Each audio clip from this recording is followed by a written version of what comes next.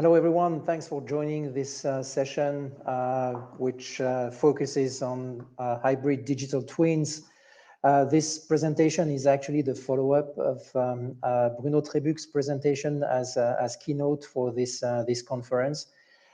So you can consider that as second part of the presentation, in the sense that we have worked together CGI on this prototype in the context of an innovation center hosted by CGI. So that will be the topic of my presentation. So we're going to discuss about a hybrid digital twin strategy for the monitoring and the tuning of a physical asset, which is a gas treatment unit. So let me jump into the topic. But before giving you the technical details, let me put things in context. So this prototype has been developed in collaboration with CGI for their innovation center, Industry 4.0, which is located in Toulouse. So that innovation center is actually a place where you have different type of demonstrators and mock-ups, so physical objects, in a showroom where they can present different types of technologies related to Industry 4.0. So we are present in this innovation center, as you can see on that picture, and P7 is exhibited here in the context of digital twin strategy. So there is a big ecosystem, software ecosystem there, which is really nice to explain and demonstrate the added value of the digital twin strategy. So that's the topic of today's presentation. I'm going to focus on one, let's say, type of problem. Of course, there can be many others. This one is about the monitoring of a production unit, which is a gas treatment unit. So we have actually a representation here in 0D, 1D, if you want. So the process in question and what the physical asset does is more or less a production of a gas from another gas. So we produce propylene glycol gas using a distillation column. So we have different stages in the production process with various equipments. So we have, as you can see on that 0D, 1D schema, a reactor, the condensation column or distillation column, and a heat exchanger. So we use that model to simulate, let's say, the behavior of the physical asset. So the digital twin is actually this, and it comes from physics and physics-based models, if you want. The process itself is represented here. So we use actually propylene oxide as input of the manufacturing process and water. This system is subject to, let's say, evolution of its behavior due to environmental conditions changes, due to also behaviors in the pipes, or because we have fluid here flowing into pipes, so the system is subject to fouling.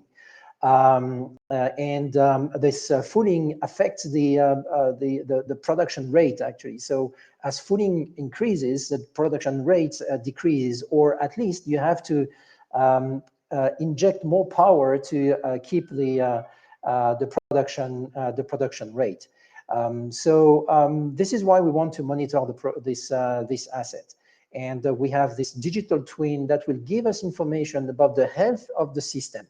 We'll use for that some kind of virtual sensors, a factor which will give an indication about the fouling level in the system, and so showing if we have clogging, if you want, into the pipes.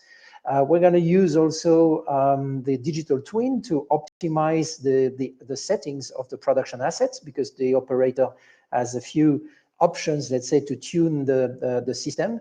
And of course, we want to keep an eye on some financial aspects. So the maintenance cost, or just the margin, because we produce here a gas which is sold. So there is a cost of production, and there is a price at which we sell the final product. So we want to make sure that we have a good balance here, and that the system, or the organization here, is profitable.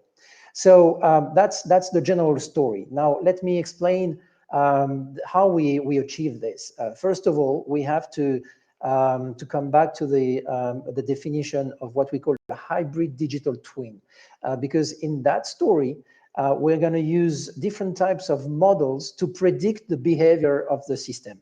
So we use this approach, or this concept of hybrid digital twins, which mixes physics-based models, as the one I have shown before, which is coming from 0D, 1D simulation, with machine learning. I'm sorry, Laurent, we cannot see your slides. If you could share your screen so we can see thank you. slides. Yeah, thank you.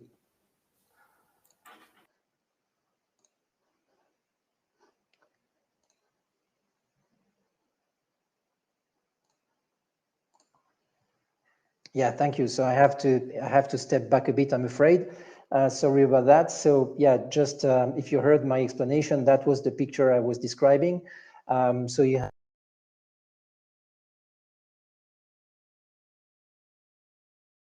representation here with this 0 software, and all of that is subject to clogging again. So this is what we want to monitor, the story of digital twin. So coming back to the hybrid digital twin definition, it's a combination between physics-based models and machine learning-based models. This is very interesting approach, because these physics-based models are usually built at the design stage of the asset. So it's very useful and very interesting then to reuse these models, which concentrate a lot of know-how and a lot of knowledge, to predict some behavior of the system. Of course, it doesn't prevent us to enrich these predictions with models derived from machine learning process, and the models in that case can be just built from the data collected from the physical asset. So we can mix and match these two types of models, and this is why we call them hybrid digital twins. So now I'm gonna describe, let's say, the process flow, if you want. So we have first of all, we have this these digital twins, which are actually based on data, or can be based on data, and coming from different sources. So we have data that may come from the lab, or from the asset itself that we monitor, or which is equipped with sensors. So we collect the data from the sensors, and we feed the models based on this data. And we can also use financial information or business data. In that case, we want to indeed take into account the production cost and the selling and the selling price of the final product. So all of that will actually feed a digital twin, which is represented by a P7 Enterprise workflow. So the story here is about to use P7 Enterprise as the framework to make the prediction. So the digital twin itself, which will be hybrid, or can be hybrid, is actually handled and managed by the P7 Enterprise workflow. So which is the low-code environment for assembling all the models and make the predictions. So these predictions will actually go towards an operator that will have to make some decisions on how to tune the system in order to fulfill his requirements, like production cost, for example. And the entire system is fed also with and involves some simulation software. Here, in that case, we have used a given open source software, but there are many other softwares in that industry that can be used, like HiSys, which is a famous one. This is the prototype we have built here in that story. We have the physical asset equipped with sensors. The sensors then collect the data. the data is transferred to a data lake, for example, a storage environment, thanks to IoT. And then from this data lake where the telemetry data is stored, then we feed the P7 enterprise workflow that will make the prediction. Once the prediction is made, then the key information, so KPIs or the things we want to monitor here, are sent back to a dashboard. And so we have developed a specific dashboard here in collaboration with CGI to facilitate the decision-making process. So let's come back to the model itself. So we use here a physics-based model, as I have explained. So we have called DWC that will make the prediction, and more precisely on one unit of the production asset, which is here the heat exchanger. This is the heat exchanger, which is in particular subject to clogging. And we want to keep an eye on that clogging to make sure that we keep the production rate at the level we want.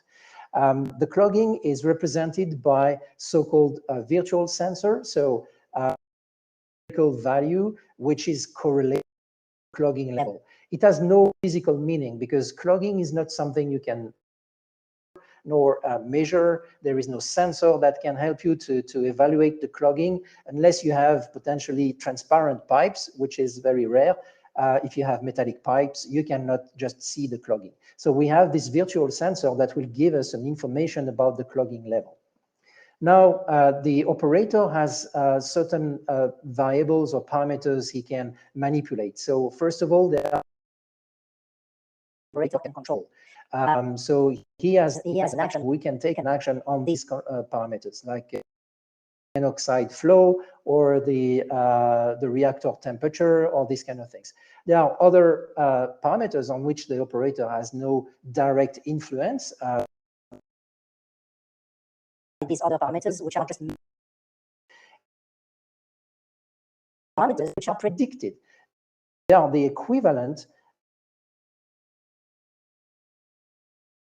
parameters here, but predicted by the digital twin.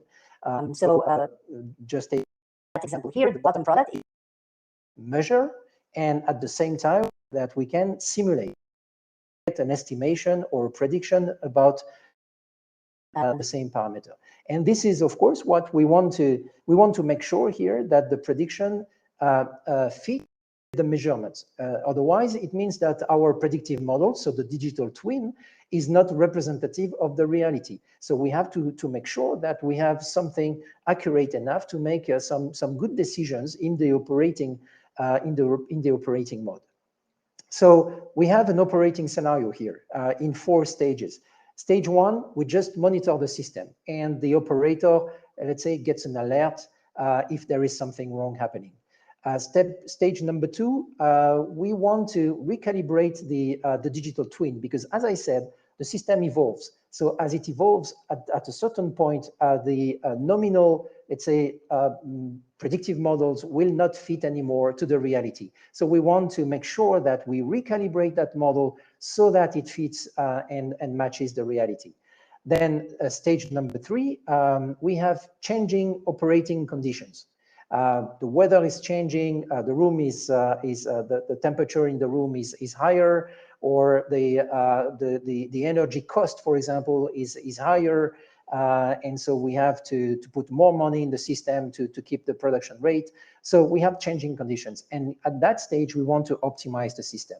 And finally, stage 4, we need to have a tool to help us to decide whether a maintenance operation is needed or not. So that's what we're going to describe now. So for stage 1, which is the monitoring and alert situation, here is how how the system works. Is here. This is where the digital twin will actually make the prediction. This server will actually receive the data, a bunch of data coming from the. For this, another software which is called Splunk. Splunk is an IoT and data analytics environment which allows us to collect the data from the sensors on the system and then store the data in the right location on the data lake so that we can actually grab that data from P7 Enterprise to make some prediction. Once we send back results to Splunk, and then an automatic display here of the KPI in the dashboard, which is built using a kind of famous product, which is Click, and allow the operator, let's say, to navigate into the system, some good decisions. So this is how the system works. The digital twin itself looks. It's a very basic P7 Enterprise workflow with physics-based models running. So DW, nothing, let's say, exotic here. At stage number 2, though, something happens. Stage number 2 is where we want to recalibrate the system. So this recalibration here, because the system, again, evolves, so we need to recalibrate. The recalibration is automatic. So the operator doesn't have to do anything here. The triggering of the recalibration is based on a threshold or a discrepancy between the measured value and the simulated or the predicted value. If the discrepancy is too high, then the recalibration is done automatically. So the operator has nothing to do. This is completely automatic, unless, of course, he wants to enforce a new recalibration because he has something more precise to do, and then he can do that from the dashboard. In that case, the recalibration workflow running in the back on the server side is a bit more complex because it involves a recalibration process is always an optimization because we want to precisely minimize the discrepancy between the measurements and the prediction. So this is why you have here. And you see here the power of a P7 Enterprise workflow in the process here, because the prediction is not, it's not just about making prediction from a machine learning model. It's more than that. Here we are talking about recalibrating automatically a model, which involves optimization in the back. So you need design space exploration capabilities to achieve that. And this is where P7 Enterprise brings a huge value. This is just to give you an idea of the dashboard. Curves to check, for example, the flow rate level and these kind of things. Also, his total profit. Here on the system. First of all, he gets information about the fooling factor and also the accuracy of the prediction. So that's a good information whether he can trust the model or not. Again, it's recalibrated automatically, so normally you should not be in a situation where the model doesn't bring accurate value, but should that be the case, he can even enforce the recalibration using that button. If he wants to launch, however, a new optimization of the unit parameter, then he can also use that button. So that's the next step. Stage number 3 and stage number 4, actually, which are kind of related. The operator might decide, based on changing operating conditions, to ask the system or ask the digital twin to find new best values of the tuning parameters. In that case, it could be a situation where, again, temperature increases or the energy rate increases. So he wants to better tune his machine so that he respects a margin target, for example, so a financial objective. This he can do from his environment and by triggering an optimization process. So that's exactly what this work is about here. This is another type of optimization where we want to maximize, for example, the margins or minimize the energy consumption for a given target. So we have space exploration capabilities to achieve this. So the stack of technology you need in that case, so is obviously just one layer in the digital twin strategy. Required to explain for the IoT and the data collection and Click for the dashboarding. So this is a system here and an approach which allow you to monitor the physical asset on a 24/7 basis. This is based on reliable hybrid digital twin, thanks to constant update of the model and automatic recalibration of the model. Involve here different types of models. It can be physics-based or even machine learning-based. And thanks to that system, then the downtime of the asset is reduced and the profit is maximized. So with this, I'd like to thank you for listening. I'm afraid we don't have time for the Q&A because I have to switch to the next presentation. But thanks again for listening, and see you in the next presentation. Bye for now.